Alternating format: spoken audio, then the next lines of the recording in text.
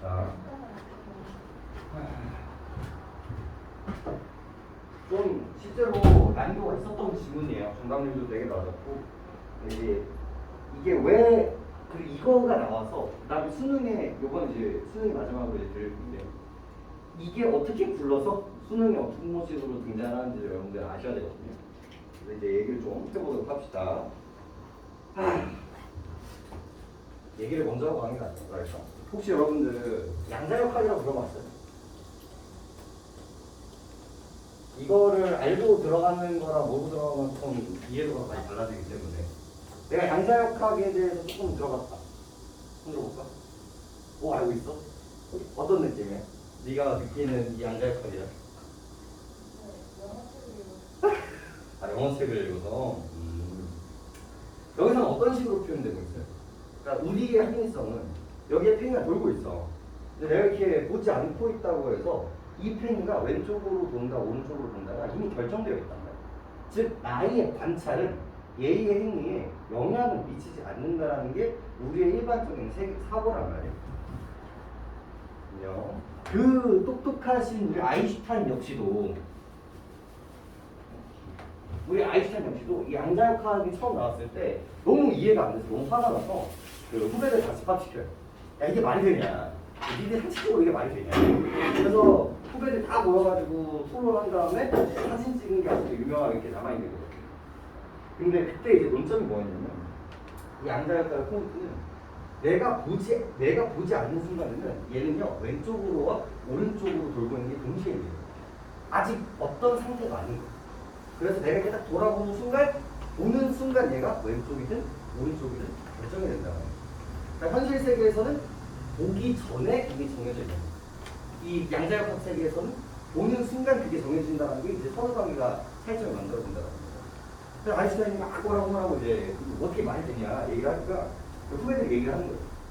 저희도 정확하게 이해는 하지 못해요. 그러니까 설명을 제대로 못해. 납득이 안 돼. 내가 천재인데 이 인류 역사에서 가장 큰 천재인데 내가 이해 못하는 거예요. 하고 막 뭐라고 하는데 결국 결론이 어떻게 되냐면 우리가 이해하지 않아도 쓸 수는 있잖아. 우리가 스마트폰 같은 경우도 얘가 어떻게 굴러가는지 몰라도 우리가 온오프나 그 다음에 기능들을 우리가 사용할 수가 있잖아요. 양자역학도 우리 머리로는 이해가 안 되고 이 공식과 이 체계와 이 계산식을 가지고 이 우주에 적용을 해보면 너무나 많은 것들이 풀리게 됩니다. 그러니까 기존의 물리학으로는 항상 오차가 조금씩 났어요. 0.0001이든 아무튼 오차가 조금씩 등장을 했었거든요. 이 양자역학을 적용하고 나니까 그 오차까지 없어지게 된다는 거죠. 그러니까 이해는 안 되지만 이게 더 우리 세계를 이해하는 더 합리적이라는 걸 이제 학자들끼리 이제 인정하기 시작을 했다는 거예요. 그래서 이게 이 양자역학을 얘기하기에 가장 적합한 실험이 하나 있는데 이게 빛이에요. 이 빛이라는 건 그러니까 여기까지 할까? 여기까지 할까? 이 빛이라는 게 얘의 속성이 뭘까를 이제 생각을 합니다. 우리 세계의 모든 이 원자들, 물질들은요 크게 두 종류라고 생각을 하시면 돼요. 그러니까 눈에 보인다 안 보인다 이렇게 하나의 덩어리인 것 같은 애들이 하나가 있고요. 물결 같은 애들이 있어요. 물 같다는 거라고 생각하시면 됩니다. 그래서 이 빛 입자가 이렇게 동그란 도체, 총알 같은 것들인지 아니면 물결 같은 것인지에 대해서 고민을 했거든요. 그래서 이걸 실험하니까는 빛을 이렇게 쏘고요. 이 빛이 통과할 수 없는 철판을 이렇게 만들어 놓습니다. 그 철판에 이렇게 구멍을 뚫어 놓는 거예요. 그럼 여기에 어떤 식으로 됐을까에 대한 고민이라는 거죠.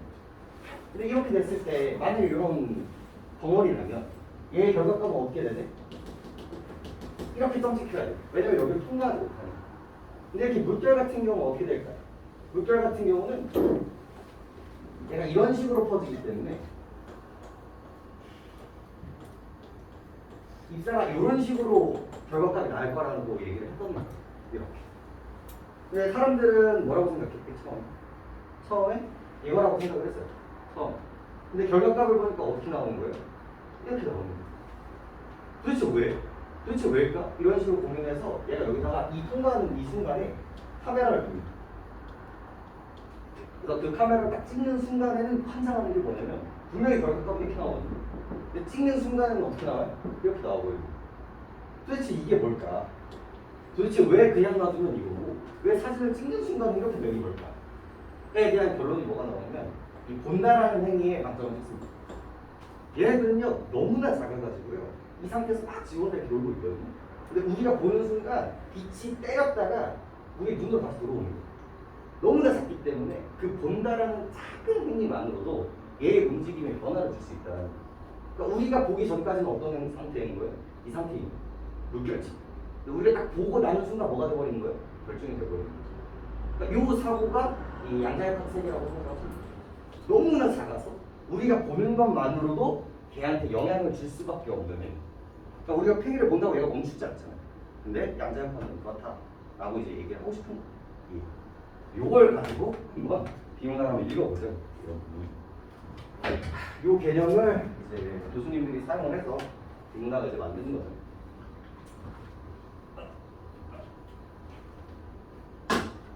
봅시다. 지금 약간 역사적인 지문 중에 하나예요. 그래서 집중해서 한번 보도록 합시다. 자, 고전역학에 따르면 물체의 크기와 관계없이 초기 운동 상태를 정확하게 알 수 있다면 일정한 시간 후에 물체의 상태는 정확하게 측정될 수 있으며 배타적인 두 개의 상태가 공존할 수 있습니다 라고 이야기를 하고 있죠. 이 첫 번째 문장을 읽으면서 여러분들이 일단 주어로 이제 고전 역학을 따시겠죠. 이제 주어니까 고전 역학을 땄어.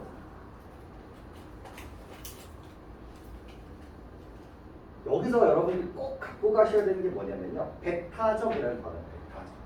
이 고전 역학은 배타적이라는 특성을 가지고 있다는 거죠. 이 배타적이 공존이 된다 안 된다? 공존이 안 된다. 얘가 왼쪽으로 돌고 있으면 오른쪽으로 돌지 않는다. 내가 남자면 여자일 수 없다라는 거죠. 배타라는 건 그래요. 서로 섞이지 않는. 이게 속속이 정해진다면 저 속성은 가질 수가 없다. 라는 뜻이라고 생각을 하시면 돼요. 자, 그럼 봐봐. 우리가 이제 비문학 이제 좀 많이 읽었잖아. 그럼 여기 다음 급부에서는 뭐가 등장할 때가 되는 거야? 배타적인 부분이 공존이 존재할 수 있다가 나올까 하는 걸 생각하면서 읽었잖아. 그러니까 정보를 습득하면 급급하면 안 돼요. 이 정보를 내가 컨트롤할 수 있게 연습을 한다고 생각하시면 돼요. 그게 다 연습 속도가 붙는 거거든요. 진짜 아무 생각 없이 읽으면 절대로 안 늘어요, 이 글감이. 3학년 때 결국은 시간이 없을 거고 결국은 그냥 수능 그림 찾게 하다가 수능장까지 가는 거야. 그럼 이제 국어 조져지잖아요. 그럼 수학, 영어, 사탐 다 조져져요. 다 조져집니다. 평소 실력보다 많이 못해요. 그래서 어느 정도 국어적인 능력치들을 올려놓는 게 사실 수능에 되게 중요한 부분들이거든요. 근데 어렵지.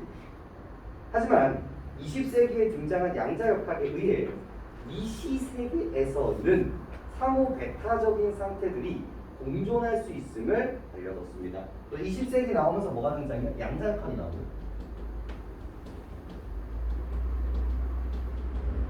그 다음 여기는 뭐야? 상호 배타적 공존이 가능하다라는 구조로 우리가 글감을 읽었다라는 거. 여기까지가 이제 1단계. 여러분들이 비문학을 논하는 데 있어서의 이제 첫 번째 단계. 근데 조금 더 가면 어떤 게 이게 그리고 요거 읽으면서 요거 이제 추론해 내는 게 이제 2단계.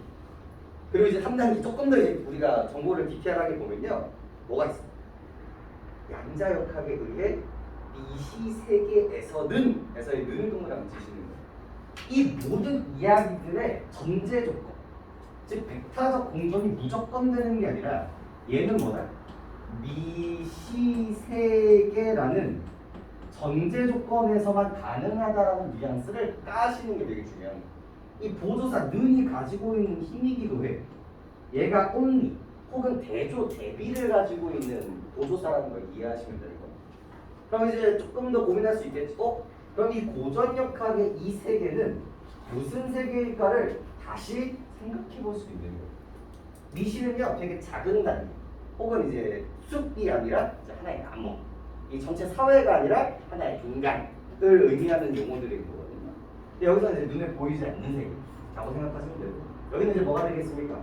것이 세계라는 이야기로서 이제 정리가 된다라는 거죠. 여기 세상을 보는 눈이에요. 틀 같은 것들이라는 거죠.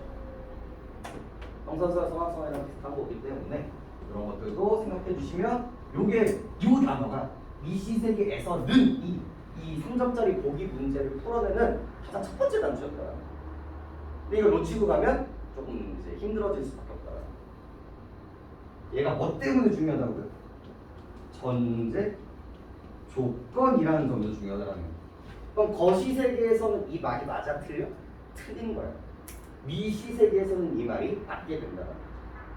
그게 이 전제 조건을 가지고 있는 힘이다 라고 생각하시면 되겠고, 그 다음 갈까요? 미시세계에서는 미시세계에서의 상호배타적인 상태의 공존을 이해하기 위해서 거시세계에서 회전하고 있는 반지름 5cm의 팽이를 생각해보자. 그래서 요 얘기, 요 양자역학을 이해하기 위해서 두 번째 문단을 이제 던져주네. 그리고 던져주잖아. 미시세계를 이해하기 위해서 이 전제조건이 뭐야? 거시세계라는 이 반전된 세계를 이제 던져주게 되는 거죠. 그리고 여기에는 팽이가 돌고 있는. 이렇게.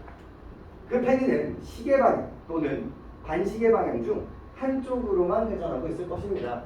시계 방향, 반시계. 둘 중에 하나는 게 포인트일 거고, 팽이의 회전 방향을 관찰하기 너무 중요하죠. 이전에 너무 중요하네요. 이미 정해져 있으며 다만 관찰을 통해 알게 되었을 것입니다. 방금 이글감을 느끼고 결국은 이렇게 되는 걸 이해하시는 거예요. 얘는 원자만큼 작은 팽이가 나오겠죠. 그럼 얘는 뭐게요? 시계와 반시계가 같이 공존하고 있는 이런 부분들이 만들어질 거란 말이에요.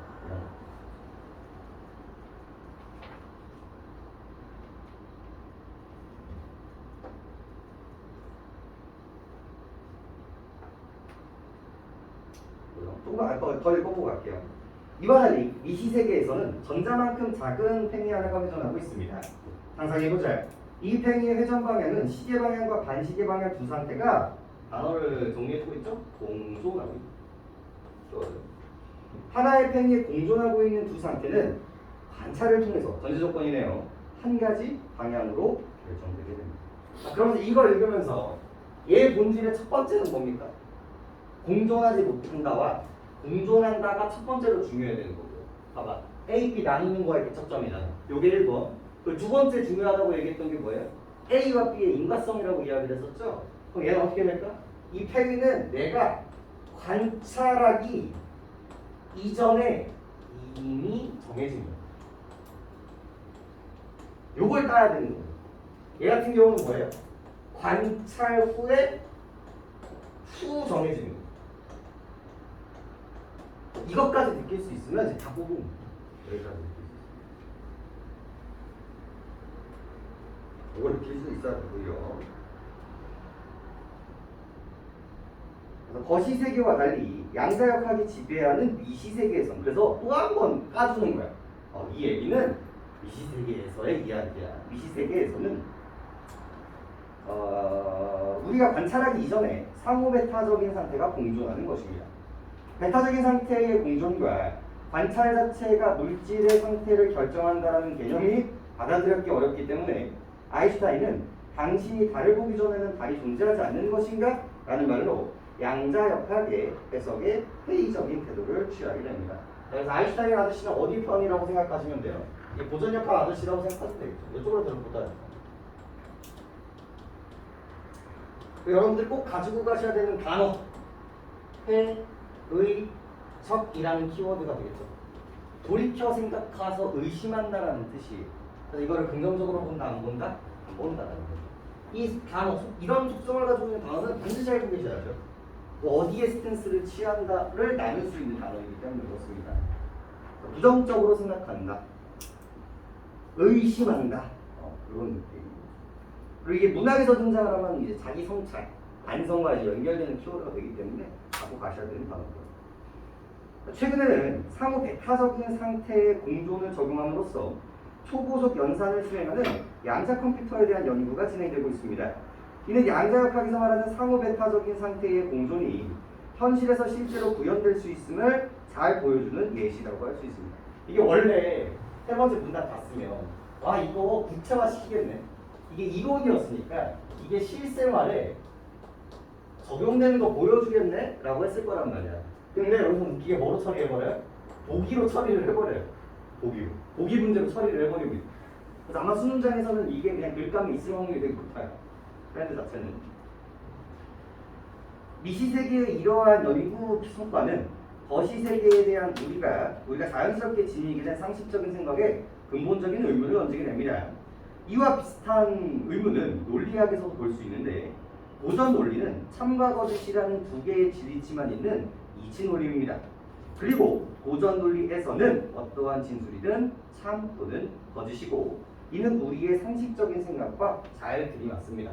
그래서 실생활 컴퓨터가 등장할 줄 알았는데 얘를 조금 빗대어서 뭐로 나오고 있습니까? 언어 논리로 치환을 해주고 있다라고 생각을 해주시면 되겠고요. 그리고 5번 주 과제는요, 이 언어의 논리성에 좀 초점이 두어 있다라고 생각하시면 됩니다. 이것도 이기론처럼 한 번 좀 훑어보면 이제 조금 와닿거든요. 어차피 P는 Q고 얘가 어떤 식으로 이제 전건근정, 후건부정 막 이런 것들이 굴러가는데 한 번 정도만 풀어보면서 이게 이렇게 굴러가는구나 알면 조금은 이제 똑같이 풀면 되거든요. 근데 처음 시험장에서 보면 이게 뭔 개소리야?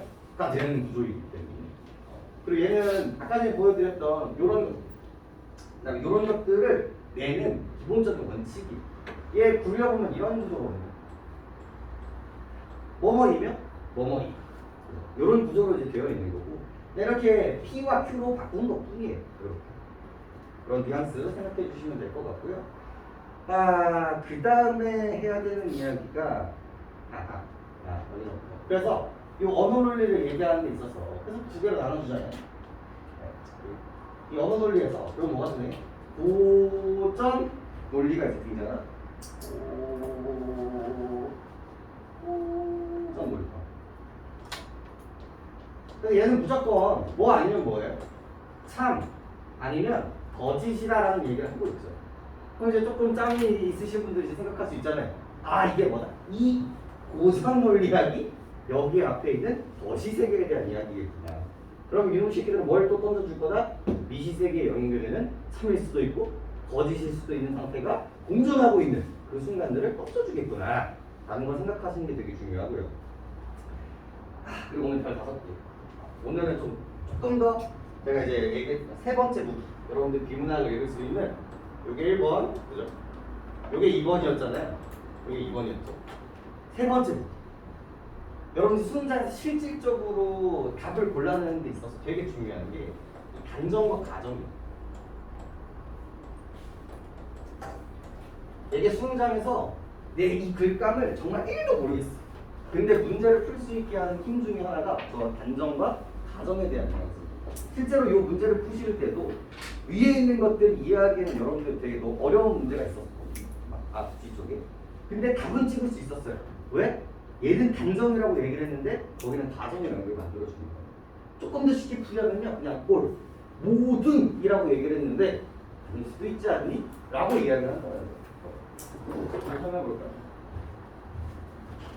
모든 남자는 동명사. 이렇게 하면 얘는 뭐예요? 모든에다가 다라고 때려버렸다고요. 이거는 뭐예요? 단정이에요. 단정. 근데 남자는 어떠한 조건에서는 남자는 살 수도 있다. 뭐야 X야? 이건 X야. 근데 여러분들이 하는 짓은 뭐야? 할 수도 있지 않나?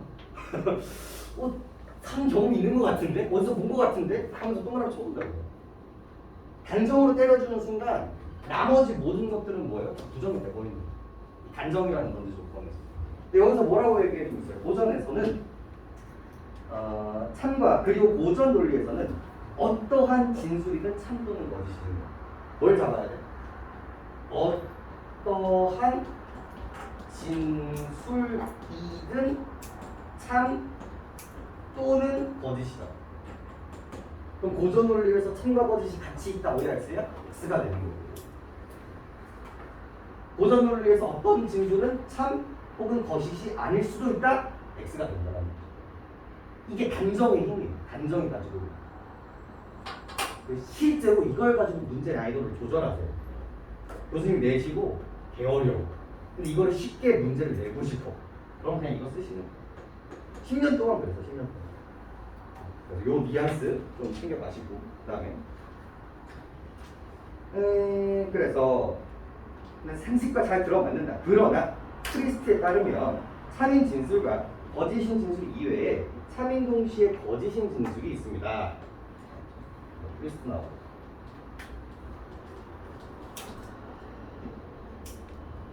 그래서 이를 설명하기 위해 거짓말쟁이를 던져주겠잖아요. 거짓말쟁이 진술.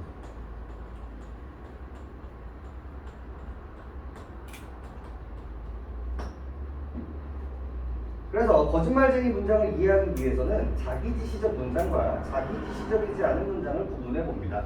이걸 설명하기 위해서 얘는 또 뭘 던져줘야 돼? 자기지시적 문장에 대해서 우리는 또 고민을 하게 된다는 거죠. 자기지시적 문장은 말 그대로 자기 자신을 가리키는 문장을 말합니다. 예를 들어 이 문장은 8글자로 이루어져 있다라는 참인 문장은 자신을 가리키며 그것이 몇 음절로 이루어져 있는지를 말하고 있습니다. 반면 페루의 수도는 리마이다라는 참인 문장은 페루가 수도가 어디인지 말할 뿐 자기 자신을 가리키는 문장은 아닙니다. 여기서 우리가 인상만 봤을 때는 어때요? 결국은 이 중에 더 정보가 나올 수는 있겠지만 이 문장은 어떠하다라는 구조를 가지고 있는 게 자기지시적 문장이라고 얘기를 하는 거고, 예를 제외한 페루의 수도는 라마이다라는 구조를 가지고 있을 때 아니구나, 이 정도 이미지를 갖고 간다라는 거죠. 이렇게 보시죠.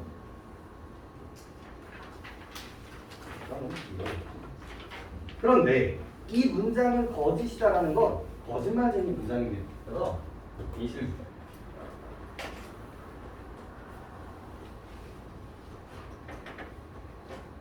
그 다음에 나오는 이야기는 그럼 뭡니까? 간략하게 말하면 얘가 만약에 참이야. 그러니까 자기 주시적 문장이란 말이야. 이 문장으로 시작을 하고 있습니다.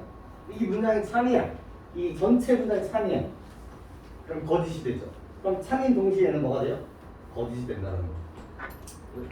얘 같은 경우는 뭐야? 만약에 얘가 거짓이야. 그럼 이 내용이 거짓이기 때문에 얘는 뭐가 돼버려요? 참이 돼버린다는 거. 이렇게 우리가 참과 거짓으로 나누기가 어려운 거짓말쟁이 진술 같은 경우는 여기로 설명할 수 없지 않니? 라고 문제점을 제시하고 있는 거예요. 그리고 우리가 아까 전에 얘기했었던 이 양자역학의 생 참과 거짓이 공존할 수 있지 않니? 라는 것들을 이제 설명하기 위해서 크리스트가 던져준 문장들이에요. 사실 까면 깔 수 있어요. 왜냐면 이 참과 거짓은 여기서의 참과 내용적인 참은 원래 다른 거예요. 별개의 문제. 그래서 깔려면 깔 수 있는데 그냥 여기서 그냥 그렇구나 정도로만 받아주시면 되는 거예요. 그래서 쭉 그 문단의 마지막 문단 보시면 그는 거짓말쟁이 문장 이외에 참인 동시에 거짓인 진리치가 존재함을 뒷받침하는 다양한 사례를 제시합니다. 특히 그는 양자역학에서 상호 배타적인 상태의 공존은 이를 시사하고 있다라고 얘기를 합니다. 네, 5번째 문단으로 넘어가면서 이제 뭐야 여기에서 양자역학을 등장하는 거죠.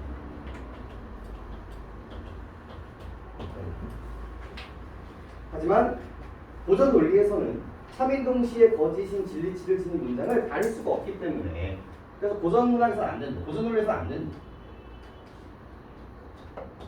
안 되는 이유가 뭐야? 무조건 얘는 뭐야? 이런 게 있음에도 불구하고 이거 무시해야 돼. 이게 무조건이거든. 모든 진술은 참 혹은 거짓이라고 단정을 정했거든. 그러니까 이거 얘기할 수 있어요? 없어요? 없는 거예요. 그래서 무대를 바꾸는 거예요.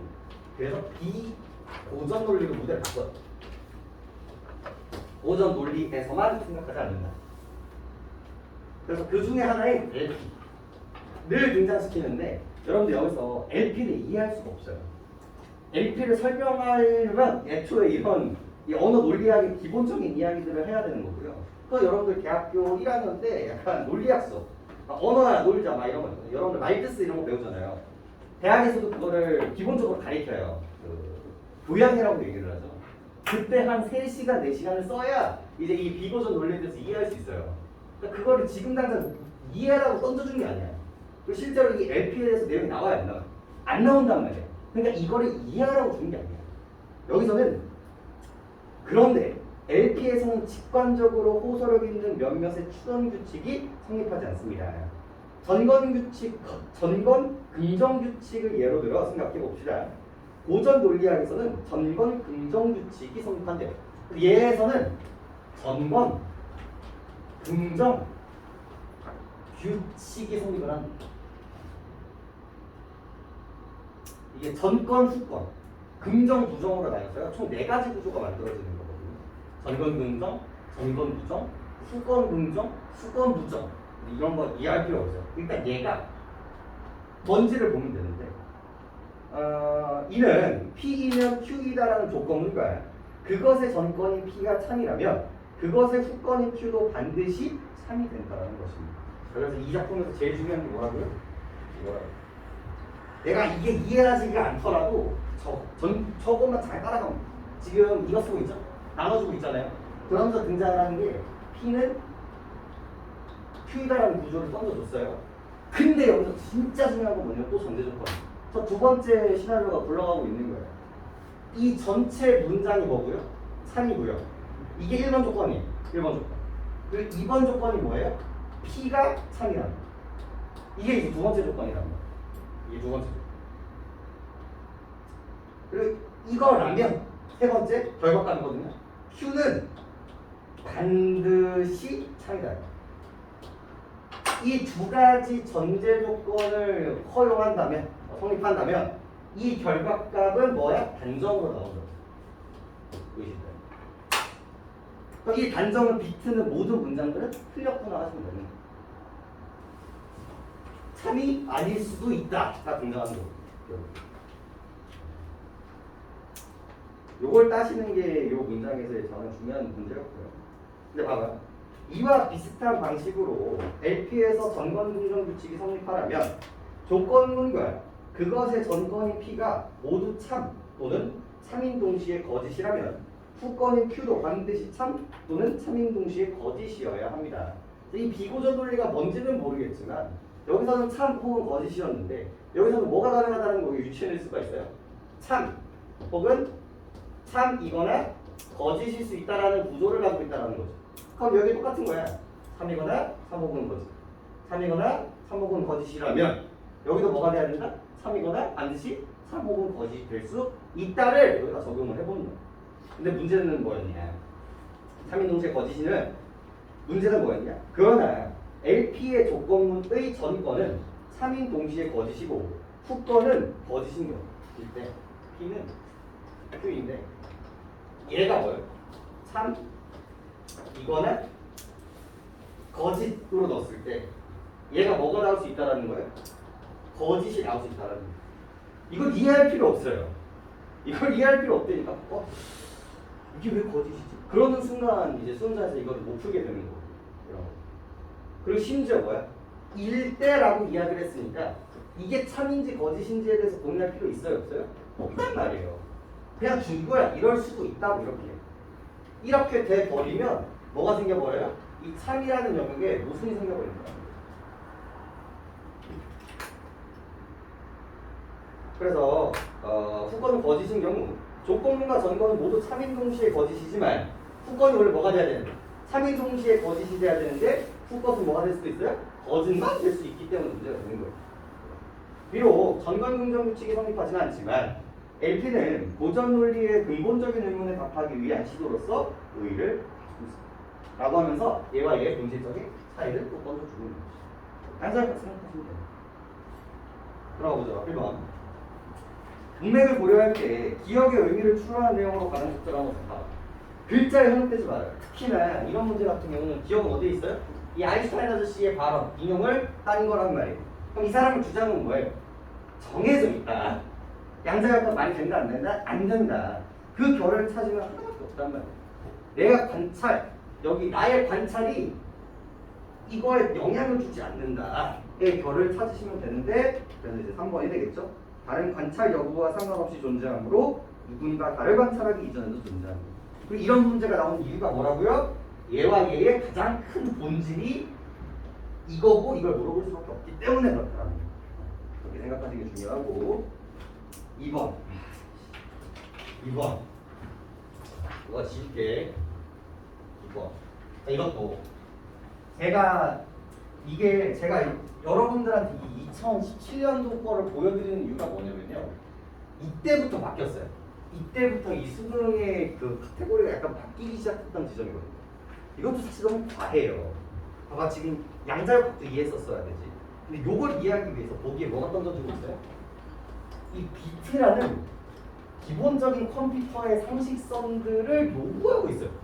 갑자기 그러니까 너무 과도한 양들이 등장하고 있단 말이에요. 국어임에도 불구하고.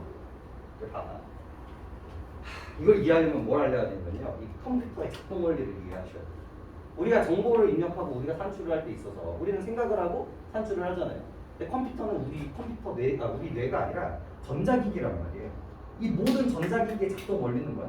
전류가 흐른다, 안 흐른다로 산출한다고 생각을 하시면 돼요. 그래서 우리 최초의 컴퓨터. 그리고 이건 들어갔을 때 우리 컴퓨터의 언어는 뭐예요? 0과 1이라고 생각을 하시면 돼요.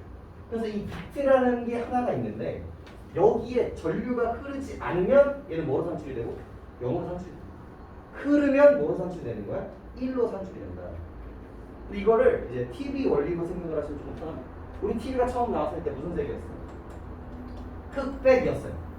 왜? 0, 1로밖에 설명이 안 되는 거예요. 그래서 전류가 흐르면 흐르지 않으면 얘를 흑으로 산출을 하고요. 얘가 전류가 흐르면 백으로 산출하는 뉘앙스로 흑백만 산출할 수밖에 없었던 거예요. 이 전자. 근데 이게 발전을 했네. 그래서 비트 수가 한 개가 아니라 두 개가 되버렸어요. 그럼 우리가 쓸 수 있는 경우 수는 몇 개가 돼? 0 아니면 1이 아니라 00, 01, 10, 11이 돼버린 거예요. 4개가 된 거죠. 그래서 여기에 흰색, 검정색, 빨간색, 파란색을 넣을 수 있게 되는 게 이 비트가 늘어났을 때 우리가 활용할 수 있는 정보의 양이 많아진다라고 이야기를 하는 거예요. 그럼 비트가 하나 더 늘어나면 그만큼 우리가 저장할 수 있는 데이터가 많아지고 산출할 수 있는 데이터도 많아진다는 얘기가 이 기반으로 깔려 있었어야 된다고. 그리고 이 얘기가 결국은 뭐와도 이어져요? 이진법으로 이어지게 되는 거예요. 이진법. 우리는 10진법 쓰잖아요. 1, 2, 3, 4, 5, 6, 7, 8, 9, 10 한 단을 올리죠. 한 단을 올린단 말이에요. 얘네들은 0, 1, 2 다음에 뭘 올려야 돼? 3 이렇게 하면 안 되고 2와 1을 더해줘야 된다. 그게 이게 이진법의 룰인 거거든요. 그래서 내가 비트가 하나밖에 없으면 죽었다 깨어서 내가 산출할 수 있는 값은 뭐예요? 두 개밖에 없어요. 두 개인 거예요. 1과 0과 1 두 개밖에 없어요. 근데 얘가 두 개가 되는 순간 몇 개가 돼요? 네 개가 되는 거고. 그죠? 세 개가 되는 순간 얘는 몇 개가 될까요? 두 개 곱하기 두 개가 된단 말이에요. 그래서 여기서 등장하는 게 2의 n승이라는 개념이 등장하는 거예요. 비트가 한 개일 때는 몇 개? 한 개일 때는 두 개만큼 산출할 수가 있는 거예요. 두 개일 때는 2의 2승이 돼서 4개가 나오는 거예요. 세 개일 때는 2의 3승이 돼서 8개를 낼 수 있다는 거예요. 이게 컴퓨터의 작동 원리인 거예요. 이게. 근데 문제는 이 비트 수가 많으면 많을수록 우리가 어떻게 해야 돼? 0인지 1인지 0인지 1인지 0인지 계산해야 되고 01, 01, 01, 01, 01이라는 순서를 거쳐서 계산을 해야 되기 때문에 점점 어떻게 돼? 비트가 많아지면 많아질수록 연산 처리 속도가 늘어날 수밖에 없는 구조가 된단 말이에요. 그죠? 그리고 이 0과 1이 결국은 뭐의 영역이야? 고전역학의 왼쪽 오른쪽의 영역이라는 거예요. 근데 이거를 양자역학으로 때려버리면 뭐다? 동시에 있을 수 있고 동시에 있을 수 있는 거예요. 그래서 얘는 1 곱하기 1 곱하기 1 곱하기 1 곱하기 1이 돼가지고 2의 n승이 엄청나게 늘어나는 와중에 양자역학 컴퓨터는 이걸 뭐로 때려버릴 수가 있어요? 1로 때려버릴 수 있다는 게 이 보기의 논점이었단 말이에요. 그게 보기의 내용이었어요. 이게. 이거를 컴퓨터에 관심이 없는 우리 여학생들이나 아니면 컴퓨터에 관심이 없는 남학생들도 요 2번이 되게 암담했다는 거예요. 심지어 이거 3점짜리도 아니었어. 심지어 이게 무슨 짓이야? 나 한번 봐볼까요? 1번 양자 컴퓨터는 상태의 공존을 이용함으로써 연산에 필요한 비트 수를 늘릴 수 있다. 비트 수를 늘리는 게 아니에요. 비트 수는 똑같이 늘어나. 얘도 그렇고 얘도 그렇고. 뭐가 바뀌는 것 뿐이야? 계산의 순서, 계산의 숫자가 바뀐 것 뿐이야. 양자역학 이건 뭐야? 양자역학 한 번이야. 얘 몇 번 해야 돼? 한 번, 두 번 해야 된단 말이야. 근데 얘는 한 번에 끝나. 늘어난단 말이야, 계산이. 그래서 비트 수가 늘어나는 게 아니라 연산의 속도가 빨라진다고 얘기하시는 게 맞겠고. 2번 3비트를 사용하여 세 자리 이진수를 모두 처리하려고 할 때 양자 컴퓨터는 일반 컴퓨터보다 속도가 6배 빠르다. 3 집어넣으면 몇 배 빠르겠어요? 8배 빠르게 되는 거죠. 봐봐, 이것도 뭐 노리는 거야? 2 곱하기 3을 할 거니 2의 상승을 할 거니를 노리는 거야. 여러분들의 인상을 노리는 거라고. 제대로 이해하고 있는지 없는지. 근데 이거를 이진법을 알고 있는 친구와 모르고 있는 친구가 영수 속도가 비틀리는 거예요. 이진법은 국어 영역이에요? 아니야. 상식선의 용역이라고 얘기를 하고 있는 거예요. 그다음 한 자리의 이진수를 모두 처리하기 위해 1비트를 사용한다고 할 때 일반 컴퓨터와 양자 컴퓨터의 정보 처리 횟수는 같아요. 처리 횟수는 같아요. 횟수는 속도가 달라질 뿐이다. 4번 양자 컴퓨터의 각각의 비트는 0과 1이 공존하고 있어 4비트로 한 번에 처리할 수 있는 4자리의 이진수의 개수는 2의 n승계에서 2의 4승이죠? 16개니까 4번이 맞습니다. 속도가 다를 뿐이죠.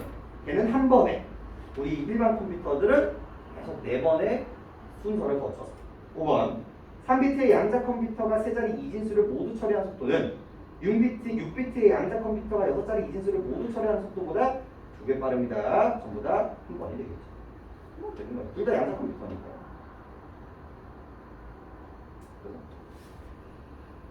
그래서 이걸 이렇게 풀어야 되는데 이 보기를 보면서 자, 아닌 일이죠. 3번도 이것도 나머지 것들도 어려울 수 있는데 읽어볼게. 붕어빵에는 붕어가 없다는 자기지시적 문장이다. 아니죠. 이게 뭐를 시작해야 돼요?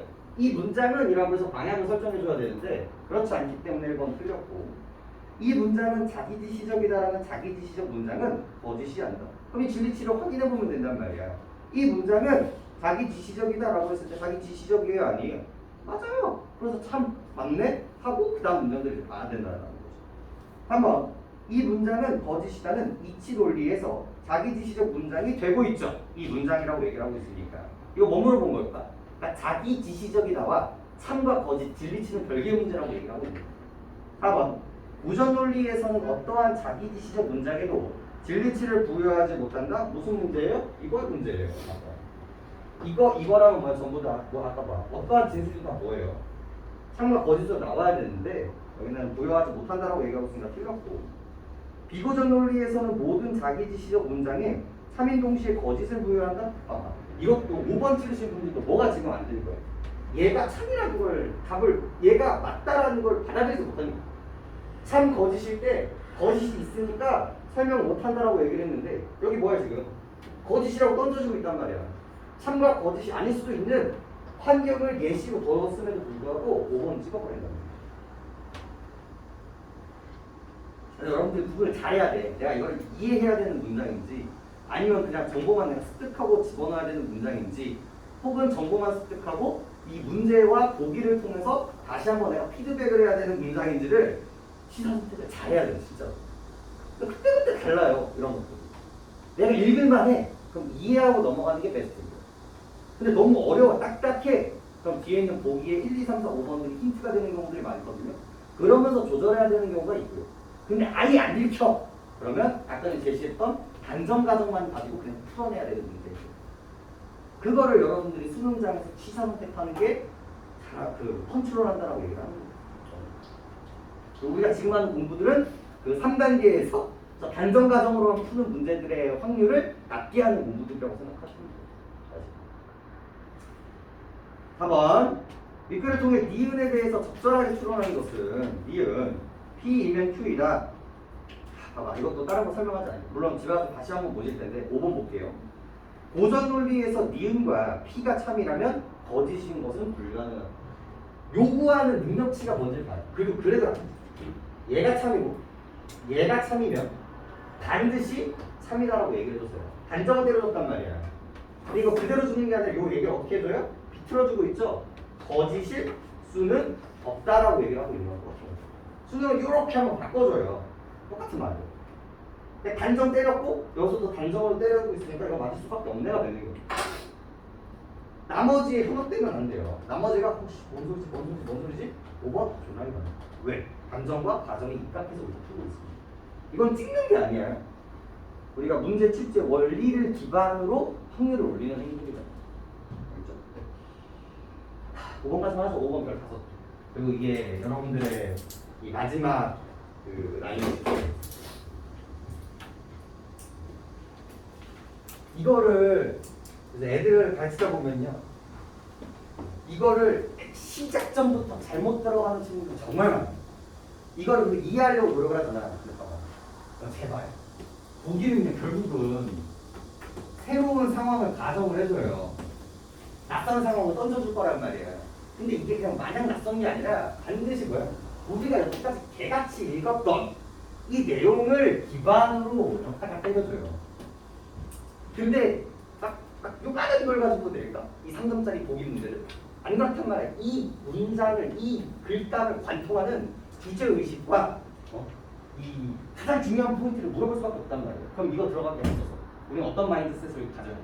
여기서 나온 소재가 거시세계일까? 미시세계일까? 정도는 가지고 들어가야 된단 말이야. 그걸 아무 생각 없으니까 여기 있는 뭐야? 이 기역 니은이 뭐야? 미시세계고 디귿 니은이 기역 니은이 미시세계고 디귿 니은이 거시세계다라는 전제 조건부터 놓치고 들어가는 거예요. 아무 생각이 없으면 안 돼. 맨날 해설해주면 이 미시세계 거시세계를 생각했어야 됐어요를 못 잡는 경우들이 허다 있었다. 이걸 풀어내는 게 있었어. 그러면 이것만 이제 이해하시면 이제 심플해져요. 여기 있는 기역과 니은은 결국은 어디세계? 미시세계고, 그리고 디귿과 니은은 거시세계라고. 요거 하는 게 봐봐. 1번이었고요. 1번. 두 번째가 뭐였어요? 이거야. 전제 조건. 이 여태까지 얘기했었던 모든 양자역학은 어디서만 일어나요? 여기서만 일어나요. 여기서만 일어난단 말이야. 전제 조건이. 이거 가지고 장난치려고 어떻게? 여기서도 일어나는 것 같지? 라고 물어보는 것 뿐이란 말이야. 전제 조건이 잘못됐음에도 불구하고 얘는 양자역학을 생각하는 사람이니까 맞겠지. 이렇게 해버리는 거야. 1번 볼래? A는 어디 편이고요? A는 거시세계 편이고요.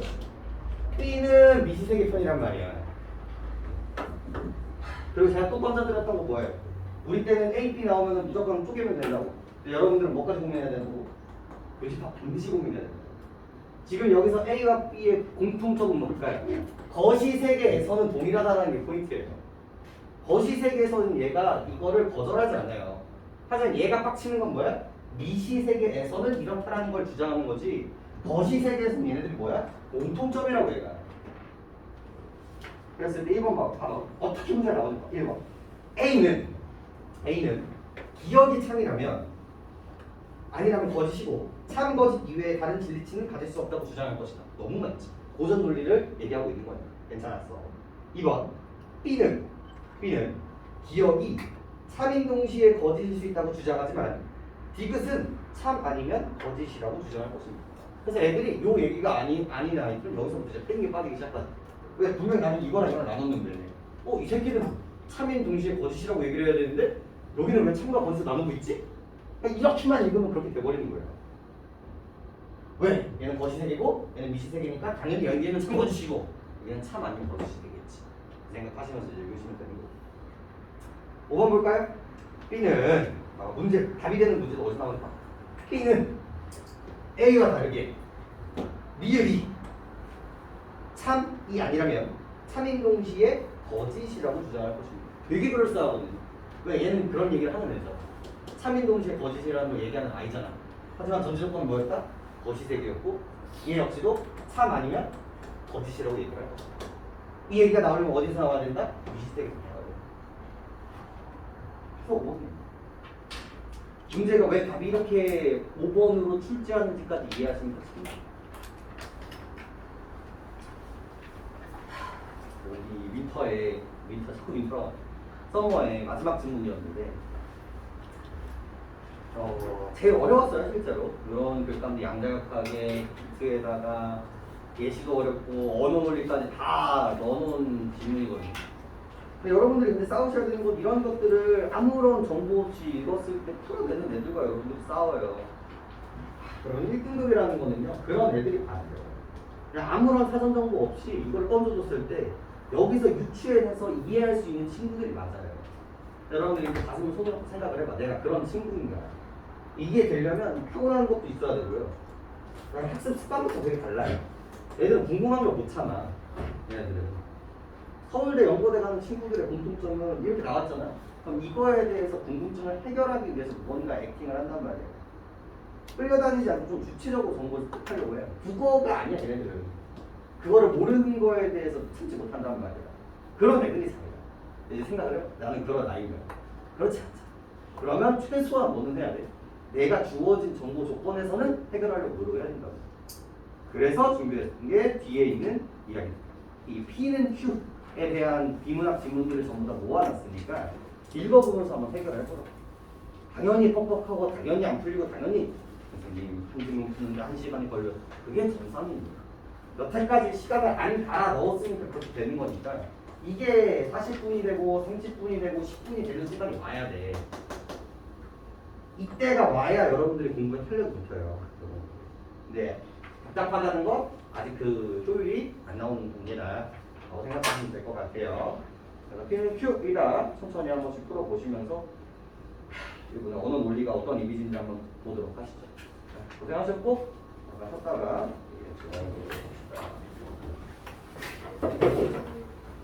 할수 때문에 네.